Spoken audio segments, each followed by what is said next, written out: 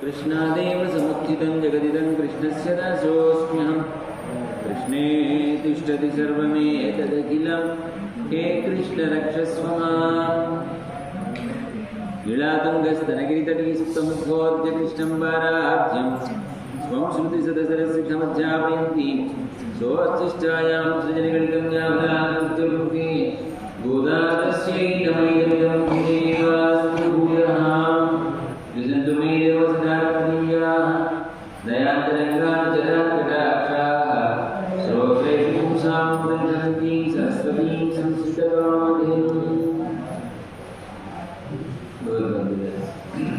ఇవాళ మన తిరుపతి జీవితంలో 17వ రోజు 17వ వాసనాన్ని మనం అనుభవించుకుంటున్నాం.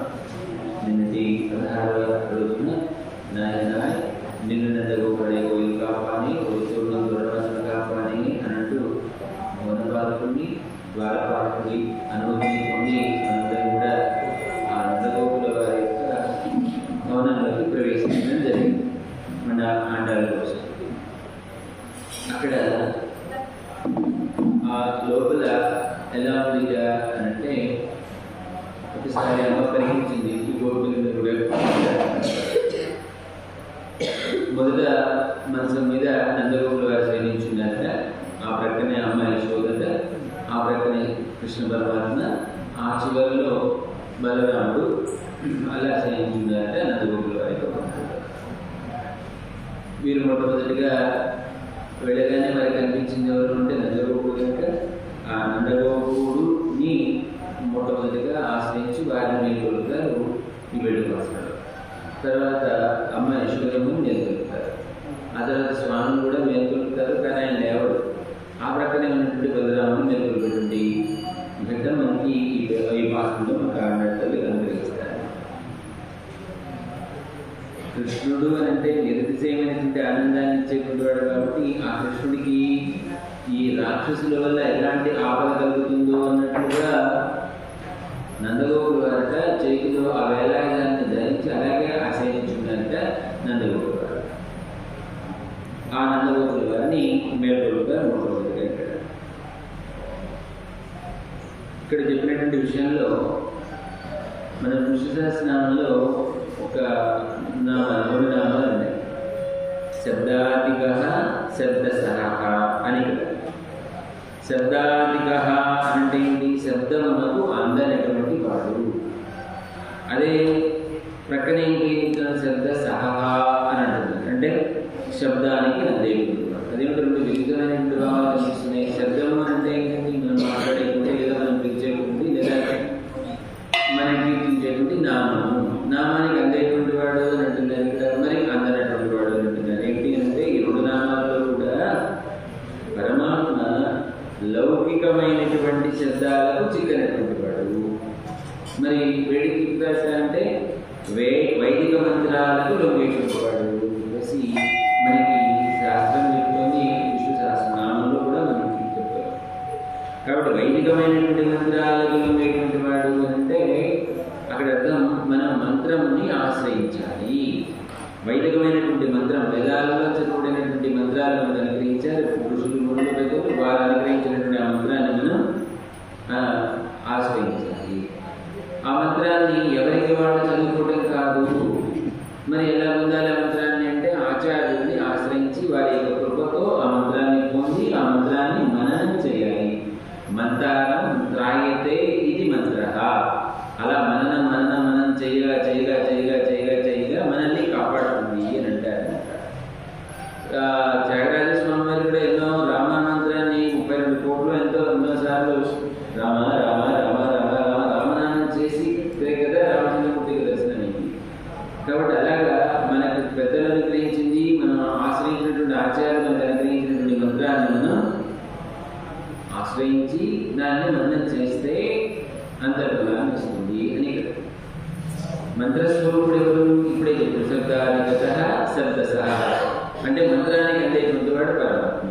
కాబట్టి ఆ పరమాత్మ యొక్క మంత్రాన్ని తెలియజేసేటువంటి లేదా పరమాత్మ స్వరూపాన్ని మనకి అందించేటువంటి మంత్రాలు ప్రధానంగా వైష్ణవ సాంప్రదాయంలో 3 చెప్తారు. విష్ణు షడక్షరి, వాసుదేవ ద్వాదశి, అష్ట అష్టాక్షరి మంత్రాలు 3 చెప్తారు. విష్ణు షడక్షరి అంటే 6 నామాలు. ఓం విష్ణవే నమః. రెండోది ఓం నమో భగవతే వాసుదేవాయ. ఇవి 2 మంత్రాలు కూడా ప్రకాశంగా పైకి చెప్పచ్చు, ఆచార్యులు కూడా చక్కగా బయటకు చెప్పచ్చు. మనం వాటిని పొంది ఓం విష్ణవే నమః అని చెప్పేసి మనం మననం చేయొచ్చు, అంతవరకు వాటి కాదు. కానీ 3వది అనేటువంటి అష్టాక్షరి మంత్రానికి మాత్రం అలాంటి అవకాశం లేదు. ఈ 3 మంత్రాలు కూడా ఏం చెప్తాయి అంటే పరమాత్మ యొక్క వ్యాపకత్వాన్ని తెలియజేస్తాయి. మనం విశ్వాసం మొదలుపెట్టేటప్పుడు ఏం చెప్తాం? విశ్వం విష్ణు ప్రభు అనేది చెప్పారు కదా. సో మొట్టమొదటి విశ్వం అంటే ఏంటి? సర్వము అంతటా వ్యాపించి ఉన్నటువంటి వాడు అని ఇక్కడ. అదే ఓం నమో భగవతే వాసుదేవాయ అనేది కూడా అంతే అర్థాన్ని ఇస్తుంది. కానీ అష్టాక్షరి మంత్రం అనేటువంటిది ఎలా ఈ విశ్వం అంతటా కూడా ఎలా వ్యాపించి ఉందో ఆ విషయాన్ని కూడా మనకి సంపూర్ణంగా అవగాహన చేస్తుంది ఈ నారాయణ మంత్రం అనేటువంటిది అష్టాక్షరి మంత్రం. నారదు అని అంటే నిత్యమైనటువంటి పదార్థాలు, జీవ ప్రకృతి, వీటికి అయనమైనటువంటి వాడు, సర్వవిధ సంబంధాలు కలిగి ఉండి వాటికే ఆధారభూతుడే వాటిని నడిపించేటువంటి వాడు నారాయణుడు. కనుక నేను నారాయణుడికి చెందినటువంటి వాడిని అనేటువంటి భావనతో మనం కనుక ఆ మంత్రాన్ని మనం విశ్వసించి కనుక చేస్తే ఆ నారాయణ తత్వం మీద మనకి గోచరిస్తుంది అని చెప్పేసి చెప్తారనమాట. ఇప్పుడు మొట్టమొదట మన మంత్రం పొందాలి అని అంటే మనం మననం ఎలా చేయాలో మనకి ఆచార్యులు మనకు ఉపదేశిస్తారు. ఆచార్యులు అనుగ్రహిస్తే తప్పితే మంత్రానికి అలాంటి మనకి వశం కాదు అని చెప్తారన్నమాట. కాబట్టి మనం మొట్టమొదటి చేయాల్సిందండి ఆచార్యుని ఆశ్రయించడం అని అంటారు. మరి ఆచార్యుని ఆశ్రయించాలి అంటే ఇక్కడ వెళ్ళిపోయామని నాకు మంత్రం ఇవ్వండి అని అంటే మంత్రం ఇస్తారా? యోగ్యత లేనటువంటి వాడికి మనం ఏదైనా ఒక విలువైనటువంటి వస్తువును మనం ఇస్తామా? వాడు దాన్ని ఉపయోగించుకోవడం చేతనటువంటి వాడికి అలా విలువైనటువంటి వస్తువు ఏదైనా ఒక వస్తువు ఇస్తే వాడు ఏం చేస్తాడు? ఉపయోగించుకోడు, లేకపోతే అమ్ముకుంటాడు, లేకపోతే ఇదిలో అవుతాడు. కనుక ఆ పాత్రత మనలో ఉన్నటువంటి ఆ పాత్రతని గ్రహించి ఆచార్యులకు మంత్రాన్ని అనుగ్రహిస్తారు. అలా ఉండాలి అంటే మనలో ఉన్నటువంటి ముందు అహంకార రహిత స్థితి కాదు. మనలో ఉన్నటువంటి అహం ఏమిటవి? 2 మమ కదండి, నేను, తర్వాత పక్కన వచ్చేది నాది. కాబట్టి నేను నాది అనేటువంటి ఈ 2 పోతే తప్పితే ఈ దేహం మీద భ్రాంతి పోదు. ఈ దేహం మీద భ్రాంతి పోనంత వరకు మన పరమాత్మయే రక్షకుడు అనేటువంటి భావం మనకు కలదు. కాబట్టి ఒక అహంకార రహిత స్థితి కావాలి. ఆ అహంకార రహిత స్థితిని మనం ఇప్పటిదాకా జరిగినటువంటి పాత్రలన్నింటిలో కూడా 10 మంది గోపుకొని మహాపురుషులు లేకుండా వారి ద్వారా వారిని అనుసరించి వారి యొక్క జ్ఞానాన్ని మనం పొంది అహంకార రహిత స్థితి కలిగి శమము దమము అనేటువంటి 2 అంతరేంద్రియ నిగ్రహం బాహ్యేంద్రియ నిగ్రహాన్ని సాధించినటువంటి వాళ్ళని మన మంత్రాన్ని పొందడానికి అర్హత కలిగి నందగోపుల వారి యొక్క సన్నిధానానికి వచ్చారు. నందగోపుడు అంటే ఎవరు అంటే మనకి మంత్రాన్ని ఇచ్చేటువంటి ఆచార్యుడు. కనుక మొట్టమొదటిగా ఆచార్యుడిని మనం మొట్టమొదటి ఆశ్రయిస్తాం. ఆచార్యుడిని ఆశ్రయిస్తే ఆచార్యుడి అధీనంలో ఉండేది ఏంటి అంటే మంత్రం. ఆ మంత్రం ఎవరు అంటే యశోదమ్మ. యశోదమ్మ మనకి మంత్ర రూపంగా మనకి ఆ యశోదమ్మ యొక్క ఆ ఏలుబడిలోనో లేకపోతే తన యొక్క ఆ పరిరక్షణలో పెరుగుతున్నటువంటి వాడు ఎవరంటే కృష్ణ పరమాత్మ. కాబట్టి ఆ కృష్ణుడు మనకి అందివ్వాలి అని అంటే ఎక్కడి నుంచి రావాలి? ముందు స్వామి అనుమతి పొందాలి, ఆ తర్వాత అమ్మ యశోదమ్మ అనుమతి పొందాలి, తర్వాత కృష్ణుడు మనకి అప్పుడు కానీ లభ్యం కాదు. కనుక ముందు ఆచార్యుడి యొక్క ఉపదేశాన్ని మనం పొందాలి. కనుక అహంకార రహిత స్థితిని కనుక శమధమాది గుణాలను మనం ఆత్మ పట్టించుకోవాలి. దీనిని మనకి నిన్న భాషలో భవన పాలకుడిని మేల్కొల్పడం, వారిని యొక్క అనుమతిని పొందడం, అలాగే ద్వారపాలకుడి యొక్క అనుమతి పొందడం అనేటువంటి ఈ 2 కూడా మనలో ఉన్నటువంటి ఆ బుద్ధిని బట్టి ఉండినటువంటి అహంకార మహంకారాన్ని తొలగిస్తుంది అనమాట. ఇక్కడ ఇది విషయం మనకి ఈ పాఠంలో కాంటాక్ట్ ఒకసారి పాఠాలను మనం పాడుకొని దానిలో ఉన్నటువంటి అర్థాన్ని మనం తెలుసుకునే ప్రయత్నం అండాడి గుడిగడే శరణం. அம்பரமே தண்ணீரே சூரேரம் செய்யும் எம்பெருமான் நந்த கோபாலா விழுந்திராய். கொம்பனார்க்கெல்லாம் கொழுந்தே குலவிளக்கே எம்பெருமாட்டி யசோதாய் அறிவுராய். அம்பரமுடரத்தோங்கி உலகந்த நும்பரப்புமானே முழங்கால் எழுந்திராய். செம்பொற்கள் அடைத்தெழுவா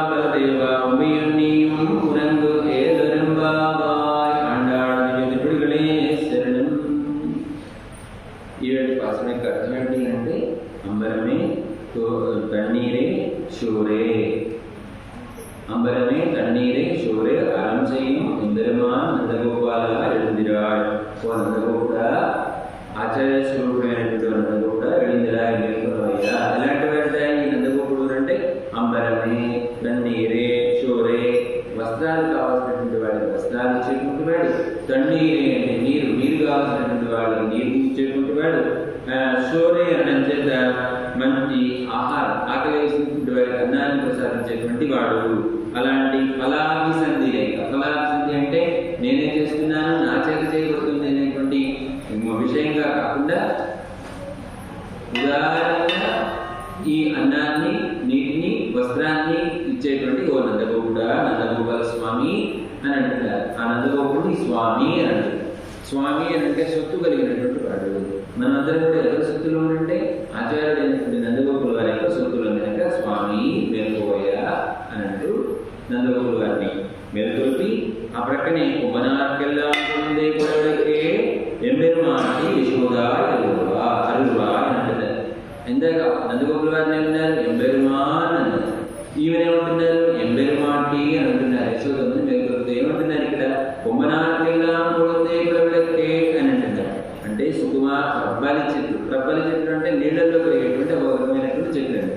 ఆ ప్రబ్బలి చెట్లలో అతి సుకుమారమైనటువంటి లాగా, ఆ ప్రబ్బలి చెట్లలాగా అతి సుకుమారమైనటువంటి శరీరాలు కలిగినటువంటి ఆ స్త్రీలలో చిగురు వంటిదానా అన్నట్టు ఇవాళ అశోక మనకి కీర్తిస్తూ మా వంశానికి మంగళ దీపమైనటువంటి అమ్మా మేల్కొన్నమ్మా అని అంటే యశోదని మేల్కొంటున్నారు. 3-4 పాత్రలు. ఆ ప్రక్కనే పడుకున్నటువంటి కృష్ణమూర్తి కనిపించాడు మనకి ఇష్టయ్య. ఆ ఇష్టయ్య ఏమని చెప్తున్నారు?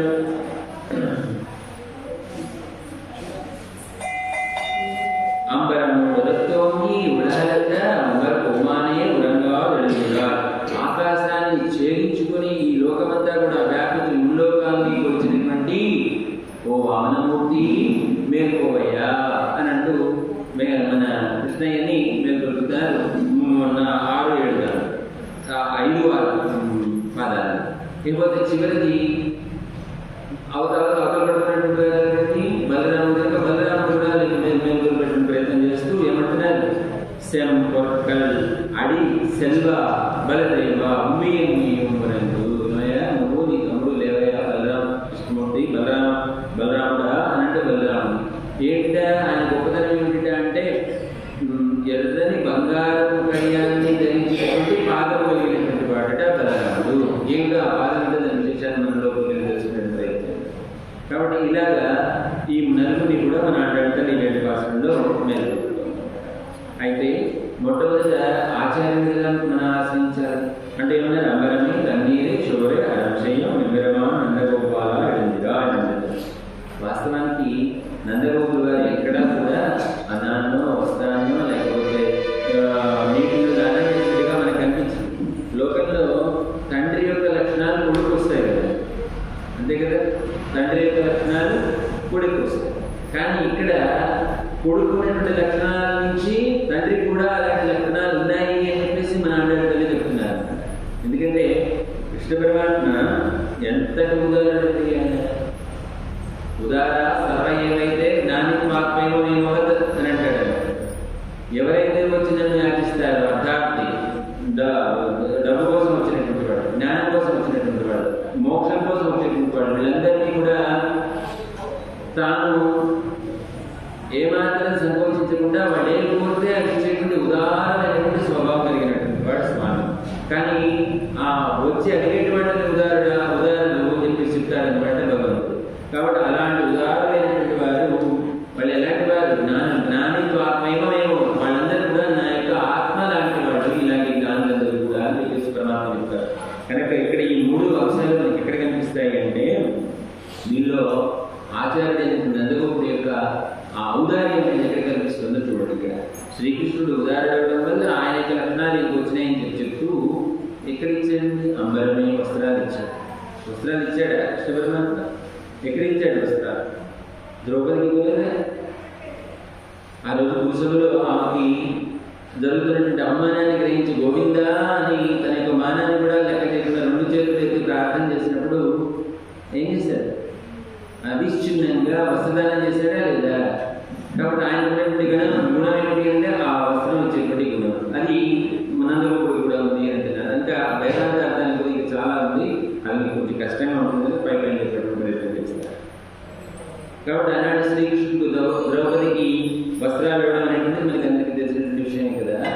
మరి రెండోది తన్నీరే, నీటినిచ్చాట పరమాత్మ. కౌరవ పాండవుల యుద్ధం ప్రారంభమైన తర్వాత ఈ కౌరవుల యొక్క మన పాండవుల యొక్క రథాలకు కూర్చున్నటువంటి కట్టినటువంటి గుర్రాలు చూసారా, ఆ గుర్రాలన్నీ కూడా చాలా కష్టపడిపోతున్నాయి, దాహవేస్తుంది వాటికి. అది గ్రహించినటువంటి కృష్ణ పరమాత్మ వారణాస్త్రాన్ని ప్రయోగించి అర్జునుడి చేత వాటికి కావాల్సినటువంటి నీటిని కూడా ఇప్పించాక ఆ గురు సంగ్రహాలు అలా నిర్మించినటువంటి వాడు అయ్యాడు. అక్కడే కాదు, మన భీష్మాచార్యులు వారు అంబశైలి ఉన్నప్పుడు మన వీరిని వెంటబెట్టుకొని ధర్మరాజు వెంటబెట్టుకొని వెళ్తారు కృష్ణుడు.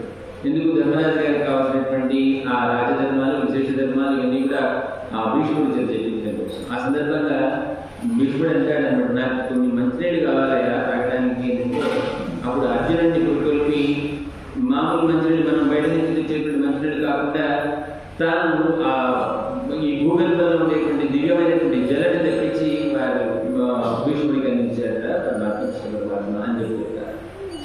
మరి వీళ్ళు అన్నం పెట్టినట్టుగా ఎట్లా తెలుస్తుంది కృష్ణుడు అని అంటే, కృష్ణుడు సహజంగా మన హృదయాన్ని వెళ్ళగలిగితే ఏమంటే వాళ్ళ అమ్మ వాళ్ళు పెట్టించేటువంటి చద్ది మూటలు కట్టుకుని అంటారు కదా, ఇలా వెళ్ళిన తర్వాత కాస్త వెళుతూనే తినేసారేమో, వెళుతూనే నడుస్తూనే తినేసి ఉంటారు వీళ్ళు.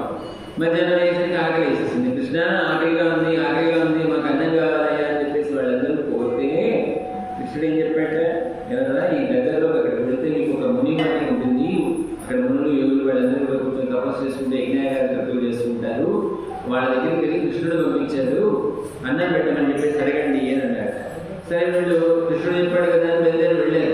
ఆ వెళ్ళిన తర్వాత అక్కడ అడిగితే ఆ మునుల్ని వాళ్ళని అడిగితే వాళ్ళని పట్టించుకోలేదు. ఎందుకంటే వాళ్ళు చేస్తున్న యజ్ఞాలు క్రమంగా యజ్ఞాలు కదండి, ఆ ఏకాగ్రత దెబ్బతింటుంటే వీళ్ళని పట్టించుకుంటూ వదిలేశారు.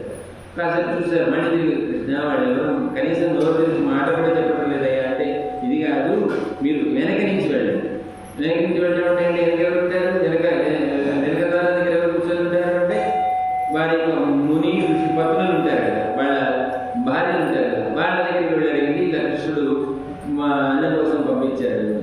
అవి వీళ్ళందరూ అలా వెళ్ళి అక్కడ ఉన్నటువంటి వాళ్ళందరూ ఎక్కడికి వాళ్ళు మహత్భాగ్యంగా భావించుకున్నారు. అయ్యో కృష్ణ పరమాత్మకి అన్నం పెట్టేటువంటి అదృష్టం మాకు దొరికింది అనేటువంటి భావనతో అప్పుడు వాళ్ళ వచ్చినటువంటి బాలకులందరికీ కూడా ఆ గోప బాలకులందరికీ కూడా అన్నాన్ని అందించారు అని చెప్తారు. ఈ మూడు లక్షణాలను బట్టి ఈయనున్నాయి కాబట్టి, కొడుకున్నాయి కాబట్టి తండ్రికి కూడా ఉంటాయి అనేటువంటి భావంతో ఇక్కడ ఏం చెప్తున్నారు, అంబరమే తన్నీరే శౌరే అరం చెయ్యం నందగోపాల అని అంటున్నారు. ఇది వస్త్రాలని, చల్లటి నీటిని, అన్నాన్ని ఉదారంతో ఇచ్చేటువంటి కృష్ణుడిలో ప్రసిద్ధమైనటువంటి గుణాలే మన నందగోపుల వారిలో ఉన్నాయి అని చెప్తారు. నందగోపుడు ధర్మం ఆచరించడం, అలాగే దశరథుడిలాగా పుత్రుల్ని పొందడం కోసం తపస్సు చేసినటువంటిది కాదు అని చెప్పేసి చెప్తారు. దశరథుడు తపస్సు చేస్తే కదా తపఫలంగా నందకుమారుడు కలిగారు. ఈయన తపస్సు చేయకుండానే కేవలం ఈయన ధర్మాచరణ చేసుకుంటేనే తానే తన యొక్క కుమారుడిగా అవతరించి తనకి చేరాడు కదా కృష్ణ పరమాత్మ అని అంటున్నాడు. ఆయన చేసేటువంటి ఆ ధర్మం, ఈ ధర్మం అంతా ఏంటి అంటే తనకు కలిగినటువంటి ఆ బిడ్డడైనటువంటి కృష్ణ పరమాత్మకి మంగళం కలగాలి అని ఈయన ధర్మం చేస్తున్నాడు అనేటువంటి భావన ఇక్కడ మనకి తెలియజేస్తారు. అంచేత నందుడు చేసేటువంటి ఈ ధర్మం అనేటువంటిది ఆయన స్వార్థం కోసం చేసేది కాదు, పరమాత్మని రక్షించుకునేందుకు చేసేటువంటిది అని అంటారు. కొంచెం లోపలికి వెళితే, కొద్దిగా వేదాంత అర్థంలో వెళితే మానవుడికి శోభనిచ్చేది అంటే మన ఈ శరీరానికి శోభనిచ్చేది ఏమిటి అంటే వస్త్రము అని అంటుంది. ఈ వస్త్రాన్ని ఆనుగ్రహించారు అంటే మన ఆ వస్త్రాన్ని ఏమిటి అంటే మన భాషలో, వేదాంత భాషలో శేషత్వము అని అంటారు. అంటే నేను పరమాత్మకే చెంది ఉండినటువంటి వాడిని అనేటువంటి భావాన్ని ప్రకటించింది. అంటే అలాంటి శేషత్వాన్ని మాకు ప్రసాదించవయ్యా అని చెప్పేసి ఆచార్యుని ప్రార్థన చేస్తున్నారు. రెండోది ఏంటి, నీరు అడిగారు కదండి. చూడండి, మనం నీరు తక్కువగా తాగినప్పుడు, నీరు ఎక్కువగా తాగినప్పుడు మన శరీరంలో మార్పు మనం గమనిస్తాం. నీరు తక్కువగా తీసుకున్న రోజున మన శరీరం కాస్త పాలిపోయినట్టుగా కనిపిస్తుంది, అంత శోభగా ఉండదు. నీరు సమానంగా తీసుకున్న రోజున బాగా కాస్త శోభతో ప్రకాశవంతంగా కనిపిస్తుంది. అంటే మన రూపాన్ని నిలబెట్టేటువంటిది ఈ నీటిని ఇచ్చేటువంటి వాడు అని అంటున్నాడు. అలాగే మరి శరీరాన్ని పోషించాలి అంటే మనం ఏదైనా ఆహారాన్ని తీసుకోవాలి కదా, ఆ ఆహారమే అన్నము అని అంటున్నాడు. అయితే ఈ మూడు కూడా మన గోపికలకు ఎవరు? ఉన్నం చోరు, పలుగు నీరు, కథలైన ఎల్లా కండని అని చెప్పేసి చెప్తారు. మూడు కారక పోషక భోగ్య పదార్థాలు అంటారు. కారక నిలబెట్టేటువంటిది, పోషకం మనల్ని పోషించేటువంటిది, భోగ్యమైనటువంటిది. ఈ మూడు కూడా ఎవరు అంటే కృష్ణుడే.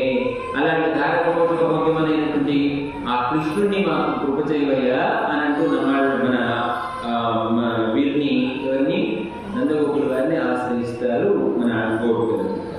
కాబట్టి ఇంకొకటి ఇక్కడ చెప్పుకోతే పరమాత్మయే ఆకాశము అని అంటారు. ఆ ఆకాశాన్నే అంబరము అని అంటాం కదండి.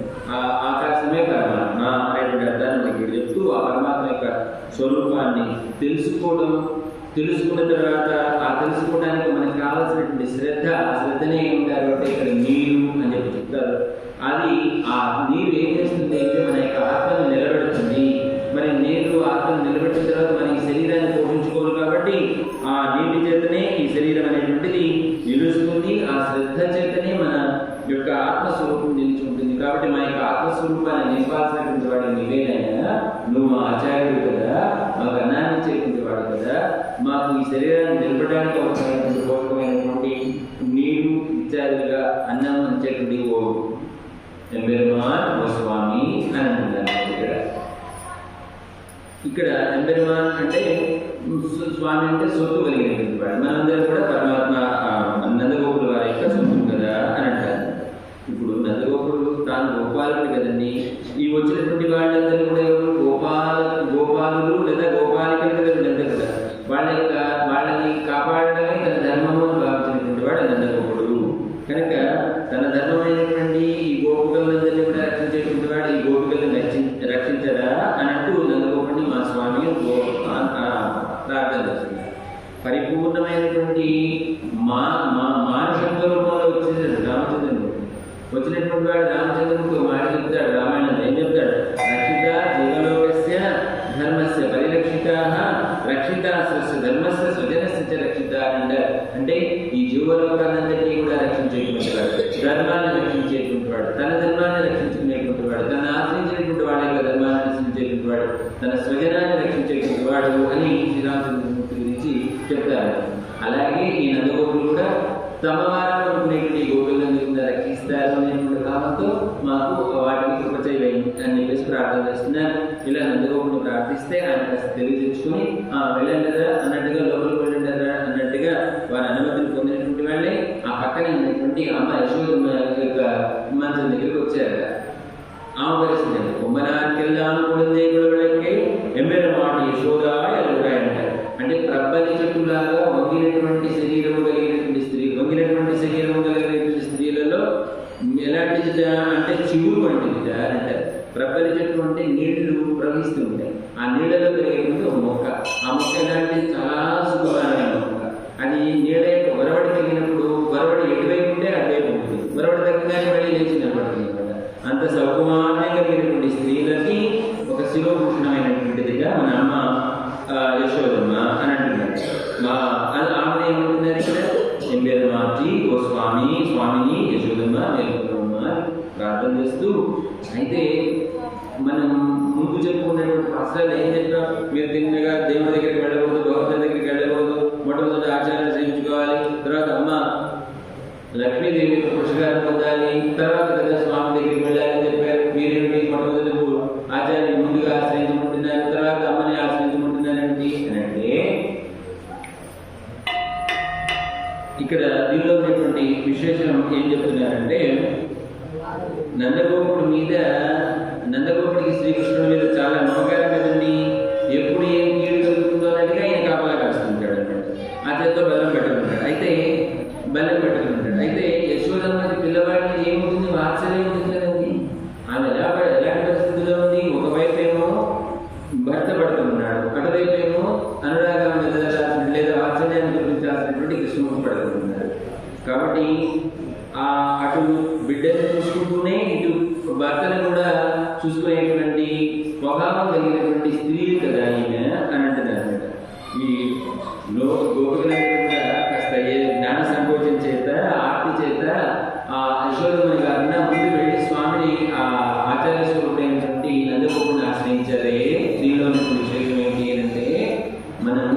అమ్మ యశోదమ్మ ఎలాంటిది అంటే తనలో దాచుకుంటుంది. ఎవరిని దాచుకుంటుంది? ఆ పరమాత్మని, కృష్ణుడి తనలో దాచుకుని కాపాడుతుంటుంది కదా. ఆ కాపాడేటువంటి మంత్రం లాంటిది యశోదమ్మ. మంత్రో మాత గురువు పిత అంటారు. మంత్రమే మాత, గురువులు ఎవరు అంటే తండ్రి లాంటి వాడు అని చెప్పి చెప్తున్నారు.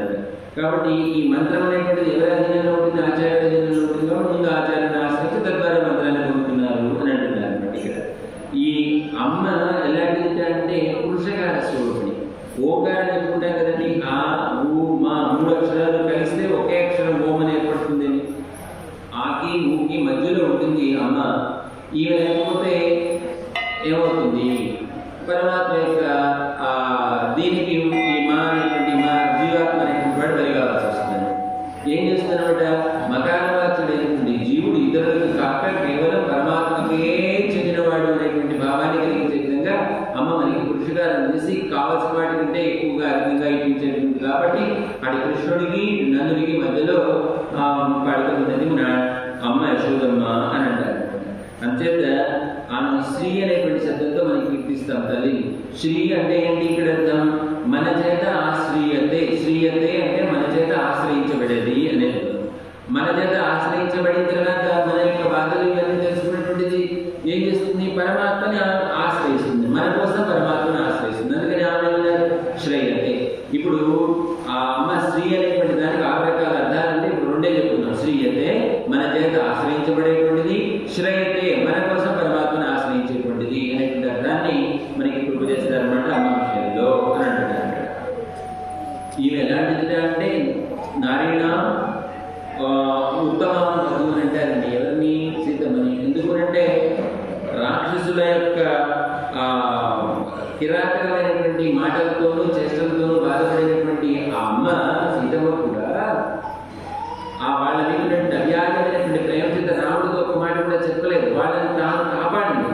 అలాంటి స్త్రీలలో ఉత్తమురాలు కాబట్టి ఆమె ఏమన్నారు? నారీణ ఉత్తమ వధువు అని అంటున్నారు. అంటే ఇంకా ఏం చెప్తారు? మా కులానికి మంగళ దీపమా అని అంటున్నారు. దీపం ఏం చేస్తుందండి? దీపం తనకు తాను ప్రకాశిస్తూ తన చుట్టూ ఉన్నటువంటి వాళ్ళందరినీ కూడా ప్రకాశింపజేస్తుంది.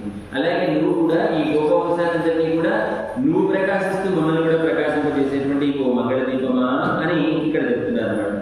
ఇప్పుడు మనకి ఆయన ఎంబెరమాడు అన్నారు, ఈయనేమో ఎంబెరమాటి అన్నారు. అంటే మా స్వామినులు మీరిద్దరు కదా, శ్రీయపదులు మీరిద్దరు కదా అన్నట్టు భావంతో ఇక్కడ చెప్తారు.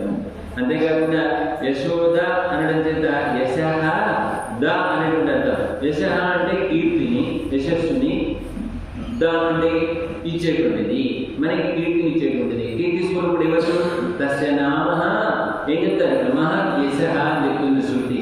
వాని నామమే మనకు యశస్సు. ఆ నామాన్ని మనకి కృప చేస్తుంది. కాబట్టి యశస్సు అంటే ఇక్కడ పరమాత్మ, యశోద అంటే యశస్సు అంటే పరమాత్మని మనకి అందించేటువంటిది అని అంటారు అన్నమాట ఇక్కడ. అందుకే ఇక్కడ చెప్తూ ఇక్కడ గొప్ప విషయం ఉంటుంది, మీకు గమనించారు. భగవంతుని తల్లులుగా పొందినటువంటి కుమారుడుగా పొందినటువంటి తల్లులు 3 ఉన్నారు.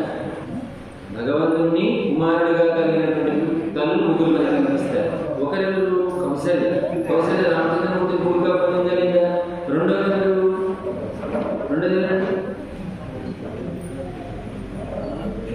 దేవకీదేవి. మూడోది ఎవరండి? యశోద కదా. 3 కదా.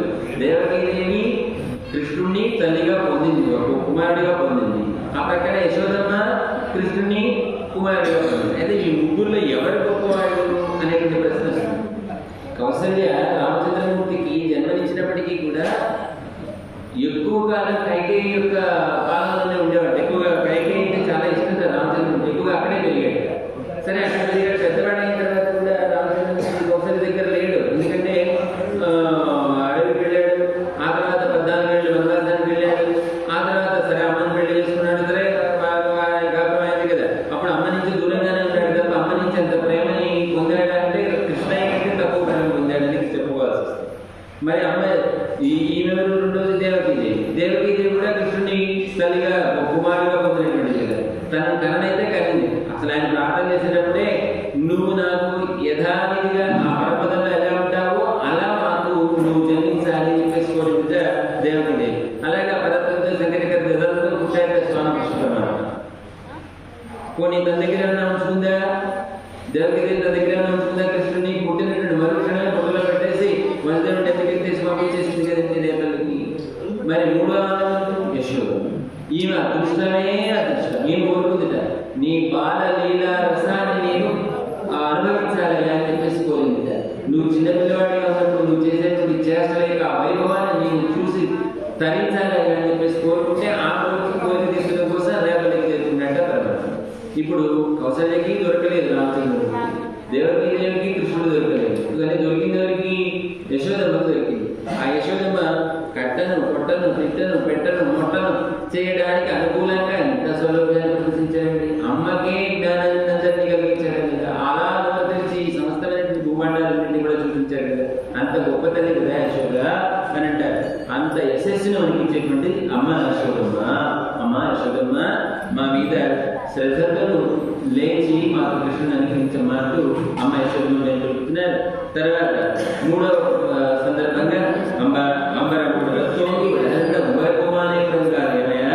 ఆకాశాన్ని మధ్యాహ్నం చెల్లించుకొని లోకాలందరికీ పెరిగి లోకాలన్నింటికి వచ్చినటువంటి వామనుడిని మేలుకోవయ్యా అని చెప్పేసి ఇక్కడ ప్రార్థన చేస్తున్నారు. ఆ రోజున ఇంద్రుడి బాధ చూసి ఓర్వలేక నువ్వు వామనుడు మనగురువే వచ్చి యాచక వృత్తిని వహించావంటే అతి తక్కువ అతి హీన వృత్తి అయినటువంటి యాచక వృత్తిని వహించావే నువ్వు ఇంద్రుడి కోసం. ఇవాళ మేము వచ్చి నేను మేము యాచిస్తున్నాం కదా అని చెప్పేసి మా మీద కోపడుతున్నావు, ఇంకా పడుతున్నారు, లేవలసింది అని చెప్పేసి ఏమిటి నిద్ర తీసుకున్నట్టు ప్రశ్నిస్తున్నారు అనమాట. నిత్య సూర్యులకు దర్శనమిచ్చి వాళ్ళని కూడా ఆనందింపజేసేటువంటి వాడమే. నీకు ఈ దివ్యమైనటువంటి శ్రీచరణాలని నీకు సేవించుకొని నీకు మంగళ పాడాలి అని వచ్చినటువంటి వాడిని మమ్మల్ని కృప చేయడానికి పడుకున్నావు ఉంటాయా లేచిరా అంటున్నాను. నువ్వు కష్టం అనుకోకుండా ఈ లోకాలన్నింటికి వచ్చి తల్లి ఏం చేస్తుందండి, రాత్రి కూడా పడుకున్న తర్వాత మంచి ఉద్యోగం ఉండి కూడా గ్రౌండ్ ఉంటుంది. ఎందుకు అనుకుంటుంది, తన పక్కనే ఉన్నటువంటి బిడ్డ ఉన్నాడా, జారిపోయాడా, కింద పడ్డాడా అనేటువంటి చూసుకుంటుందా లేదా. అలాగే పరమాత్మ కూడా ఈ వామనావతారంలో త్రివిక్రమావతారం వచ్చినప్పుడు తనదైనటువంటి భూమంత సమయంగా ఉందా లేదా అనేటువంటి మొత్తాన్ని కొలుచుకున్నట్ట ఒకసారి కొలుచుకున్నట్టు. అలాగా అంటే నీ ఆశ్రితుల విషయంలో నువ్వు అంతటి ప్రేమ కలిగినటువంటి వాడికి దానివల్ల మీరు సేవిస్తూ ఉంటావుంటాయా, లేదు నువ్వు మేలుకునేగా అంటున్నాడు. పాండవుల కోసం ఎంత కష్టపడ్డాడు, నేను నిద్ర లేనటువంటి రాత్రులు గడిపాడా, ద్రౌపది గోవిందా అన్నదని చెప్పేసి అక్షయంగా చీరలు ఇచ్చి ఆమెను కాపాడాడా లేదా, అంత చేసి నేనేం చేయలేదు అని చెప్పేసి బాధపడతాడే కృష్ణ పరమాత్మ. ఈ అవతార పరిసమాప్తి అయిపోయిన తర్వాత నువ్వు మా కోసం ఆ ఇంద్రుడుగా అడిగినట్టుగా వామనుడిగా కావాల్సిందా, నువ్వు ఎవరిని ఆశించాల్సినటువంటి అవసరం లేదు, ఈ భూమిని కొలవాల్సినటువంటి అవసరం లేదయ్యా. నువ్వు ఒకసారి కన్ను విప్పావంటే ఆ నిద్రాగారి సౌందర్యాన్ని చూసి నీ యొక్క దివ్యమైన విగ్రహానికి మేము మంగళం పడాలి అంటున్నామయ్యా మేము అని అంటున్నాను. చూడు, ఆ రోజున నేను విడిచి సంవత్సర కాలం ఉన్నటువంటి ఆ సీతమ్మ కోసం ఎంత కష్టపడ్డావు, ఎంత బాధపడ్డావు, ఎన్ని కష్టాలు పడ్డావు. అంత ఒక సంవత్సర కాలం నడిచి 10 నెలలు నడిచి నువ్వు సీతమ్మ దగ్గరికి వెళ్ళి ఆ రావణాసురుడిని సీతమ్మని కాపాడి సీతమ్మని ఓదార్చేవారు. మరి ఇంత దూరం మేము ఉదయాన్నే తెల్లవారుజామున చల్లనక మంచనక మేమంతా పడి మీ యొక్క సన్నిధికి వస్తే మీకు నిద్రించడంలోనే విశేషమే స్వామి. సర్వ పదార్థాలు నీలో ఉంచుకున్నావా, అన్ని సర్వ పదార్థాల్లో నీలో ఉంచుకున్నావు, అన్ని పదార్థాల్లో ఉంచినటువంటి నారాయణుడు కదా, నీకు మాకు మద్దతుగా నీకు తెలియదా స్వామి, మేము వచ్చాము నీ దగ్గరికి లేచిగా అని చెప్పేసి ప్రార్థన చేస్తున్నారు. ఇంత ఫలించిన కూడా అమ్మ మన కృష్ణుడు లేవలేదు. ఒకసారి ఒకటి చూసి అడిగాడు, అంటే అర్థండి అడే పడుతున్నారు బలరాము. ఇప్పుడు బిడ్డలు ఉన్నారు, ఇప్పుడు తల్లి అంటే కదడా అయినదిలే అని పిలుస్తుందా లేదా, చిన్నాడు తెలియదు ముందు. ఎందుకంటే తెలుసు కదా, చిన్నాడు ఎందుకు తెలియదు, ప్రేమ వాడి మీద ప్రేమ, పెద్దవాడిని చిలకలేదుగా అనేటువంటి భావం. కాబట్టి వీళ్ళు ఏం చేశారు, ఒక పెద్ద చిన్నవాడైనటువంటి కృష్ణుడిని లేపడానికి వస్తే అదొక్కగా తీసి పక్కనే పెట్టిన బలరాముని చూశారు. ఓహో అన్నగారు లేపమంటున్నావా అన్నట్టు అన్నగారు బలరాముని మేలుకుంటున్నాను పెళ్ళి ఆ పక్కనే పెట్టిన మంచి వెళ్తున్నారు. సెంపొక్కల్ అడి సెల్వా బలదేవా ముయ్ నీరు మురంగు ఏలురు ఏమయ్యా, ఎర్రని బంగారు కడియాన్ని ఈ పాదాన్ని ధరించినటువంటి ఐశ్వర్యశాన్ని ఓ బలరామ నువ్వు మేలుకున్నావయ్యా అంటున్నారు. రామావతారంలో లక్ష్మణుడిగా పుట్టాడు, తమ్ముడిగా పుట్టాడు. అదే కృష్ణావతారం వచ్చేసరికి అన్నలాగా పుట్టాడండి, బలరాముడు కదండి. దేవకి గర్భంలో 6 గర్భాలు పోయినాయి, 7వ వివాహం సుధీయడం కోసం బలరాముడు అనంతుడిని బలరాముడిగా ఇక్కడ చేస్తే ఆమె యొక్క గర్భాన్ని తీసి కర్షణ చేసి ఇంకొక భార్య అయినటువంటి రోహిణి గర్భంలో ఉంచారు. అక్కడ రోహిణి గర్భంలో పెరిగాడు ఈయన ఎవరు బలరాముడు. అంటే నందగోకుల వారికి ఇద్దరు భార్యలు, యశోదమ్మ, రోహిణి. ఈ రోహిణి గర్భంలో ఈ 7 గర్భాన్ని తీసుకెళ్ళి అక్కడ ప్రవేశపెట్టారు. అక్కడ పెరిగాడు అన్నమాట. అష్టమ గర్భంగా పుట్టినటువంటి వాడు ఎవరు అంటే మన కృష్ణుడు. అంటే బలరాముడు పుట్టిన తర్వాతనే మిగతా బిడ్డలందరూ కూడా ఆ ముందు పోయినటువంటి బిడ్డలు పోయారు కదా, ఆగిపోయారు. ఆ కీడుని ఆపినటువంటి వాడు అవడం చేత ఈ బలరాముడి యొక్క గొప్పదనాన్ని చూసినటువంటి వాళ్ళు ఏం చేశారంటే వాళ్ళ అమ్మ వాళ్ళు ఒక బంగారు కడియాన్ని వేశారట. ఆ కడియాన్ని ముసుగు ముసుకుంటున్నారు మన అంటారు గోపికలందరూ కూడా. అలాంటి ఆ కడియాన్ని ధరించారు. ఆ కడియం ఏమిటంటే అంటే భగవత్ శేషత్వం. ఆ కడియం కలిగినటువంటి కాలం ఏంటంటే భాగవత శేషత్వం. అంటే భగవంతుని ఆశ్రయించి సరిపోదు, భగవత్ భక్తులైనటువంటి వాళ్ళు కూడా ఆశ్రయించాలన్నట్టుగా అలాంటి కడియాన్ని ధరించినటువంటి ఓ ఐశ్వర్యశాలి బలశాలి ఓ బలరామ, నువ్వు మేల్కో, నీతో పాటు తమ్ముడిని కూడా మేల్కొల్పోయా అని చెప్పేసి ఈ 20% పాడుతున్నారు. నువ్వైనా నువ్వెవరు? అనంతుడు. అనంతుడు ఎవరు? శయ్య ప్రక్క కదండి కృష్ణమూర్తికి. ఎక్కడ